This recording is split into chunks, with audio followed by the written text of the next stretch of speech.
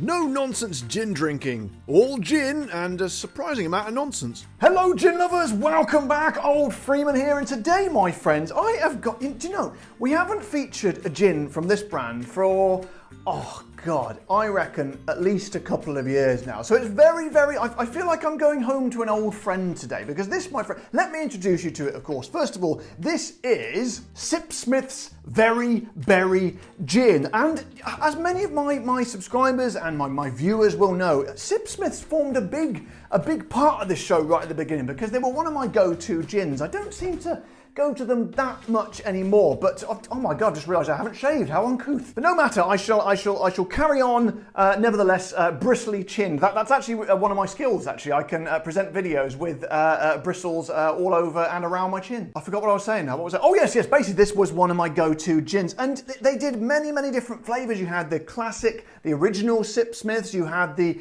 lemon drizzle Sipsmiths, which was excellent. It had that sort of essence of a kind of a sort of lemon drizzly cake, which is always very nice. We also had the, what else did we have? We had a special one for Wimbledon, which I've just remembered I don't think I actually reviewed.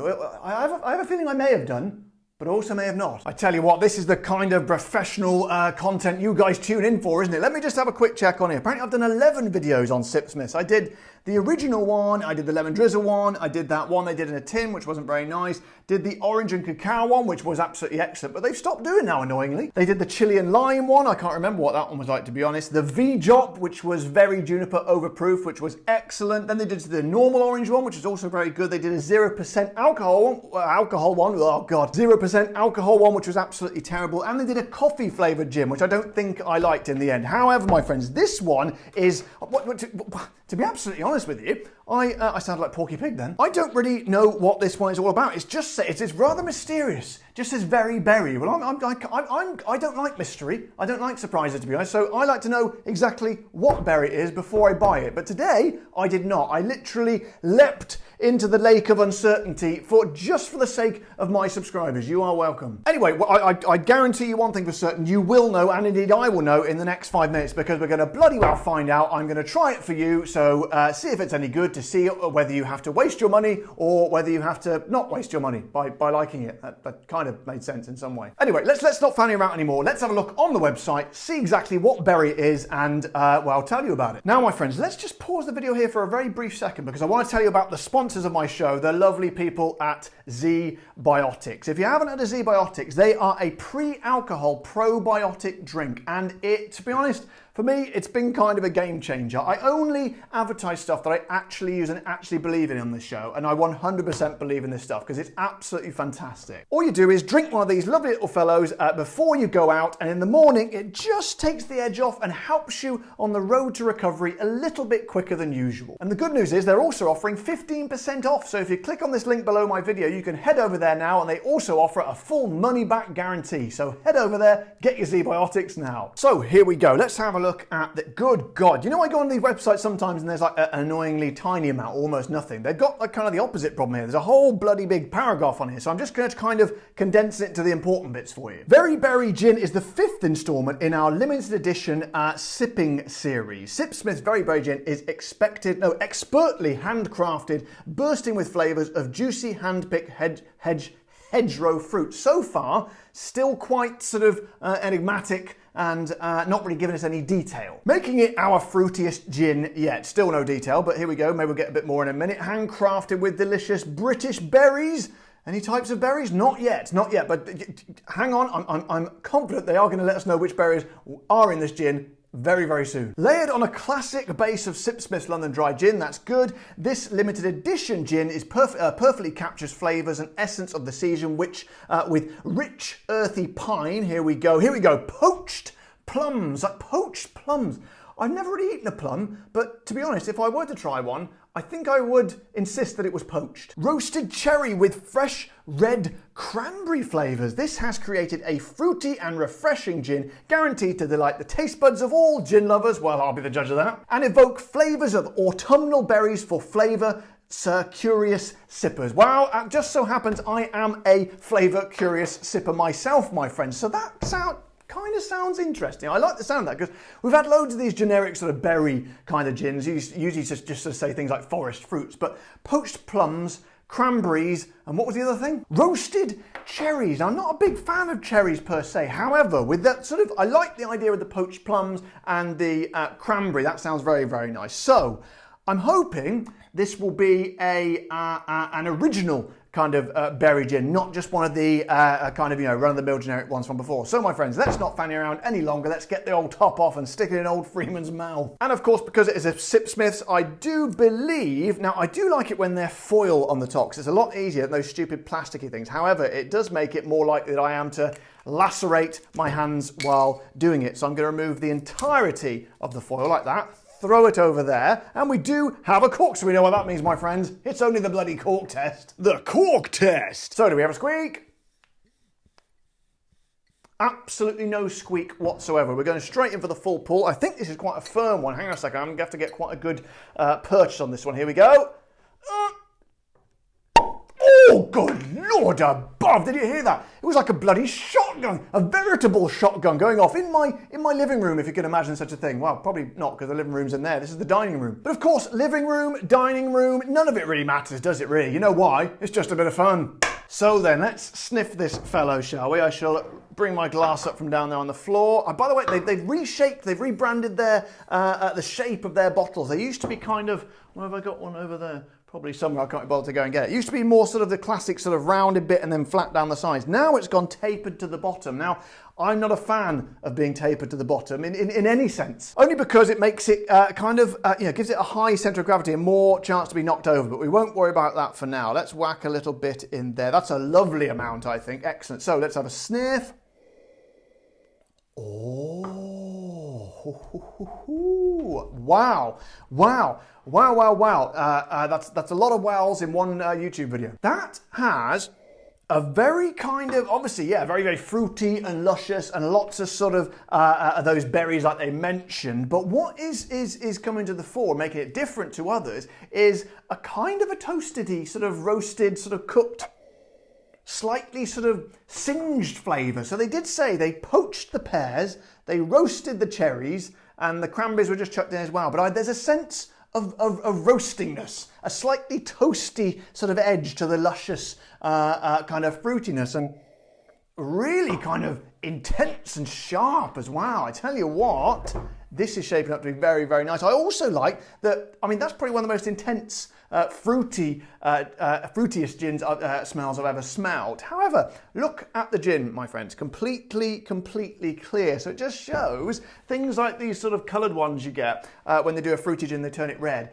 I'm pretty sure that is mostly just carcinogenic colouring. Just to be clear, and to make sure that I don't get sued by the gin companies that do colour their gin, I'm sure they're not in the least bit carcinogenic. So, my friends, I'm actually really, I wasn't particularly excited about this one, but I am slightly more excited now. So let's get some tonic in and taste the bugger, shall we? So, here we go. Is this going to blast the top off the bottle like it did the other week? No, just a light hiss. That's nice, excellent. This one is 40% ABV, which is slightly less than the original Sipsmith's. I guess that's because, you know, what happens when you kind of go more towards the fruitier side, but obviously we know it's still above the 37.5 ABV, which stops it slipping into a gin liqueur. In fact, it's well above it. So I've got high hopes for this, my friends. Thank you to all my patrons and my generous YouTube members for funding this show, for paying for this very bottle of gin there. I am forever in your debt. This, my friends, is Sipsmith's Very Berry, of which we now know what berries they are. I say to every one of you, cheers.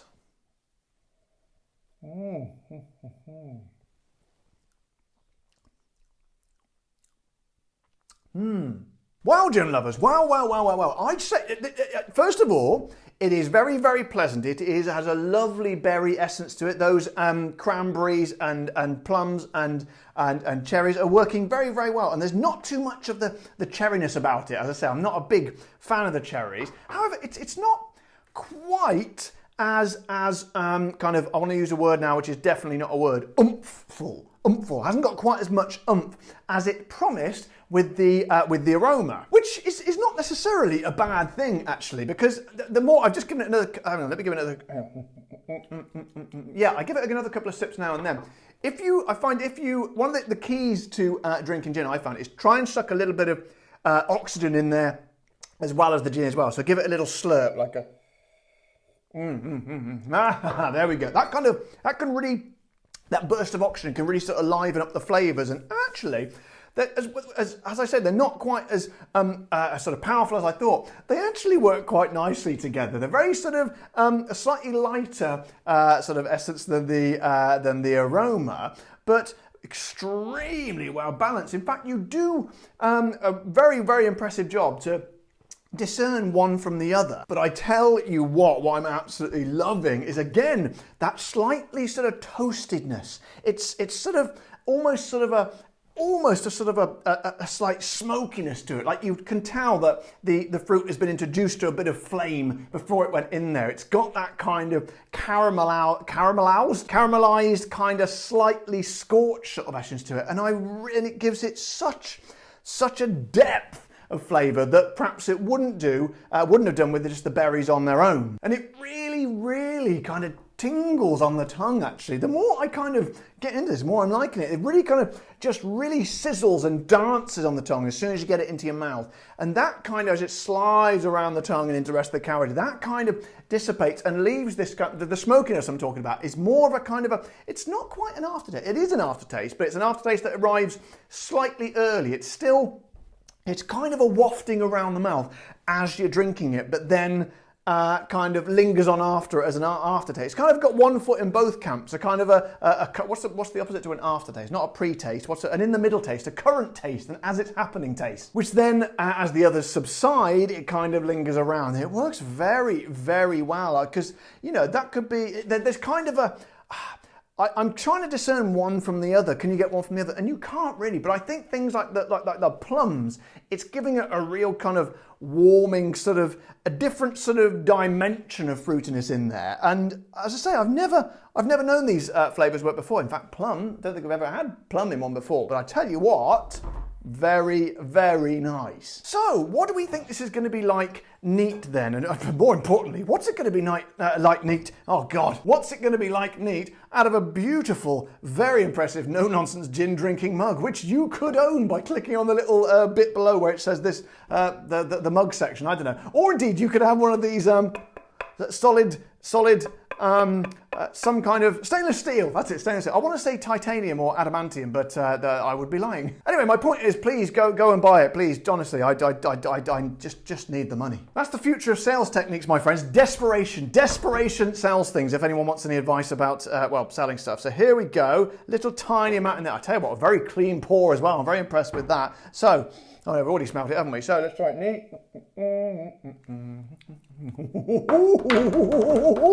Oh, my friends. That, as you know, I'm not a big fan of drinking neat gin, but the flavours they're really actually intensified, especially that kind of burnt scorchiness in there. I'm loving that. I'm really, really loving it. I don't think we've had that in anything before, as far as I can remember. Mind you, we've done a lot of gins and I've forgotten a lot of them, so we might well have done. But I'm telling you now, no matter whether we've done it before, that works really, really. The sizzle, the tanginess of those fruits as well. They've got a sharp edge to them, quite sharp or quite tart. I use that word. My mum uses it a lot.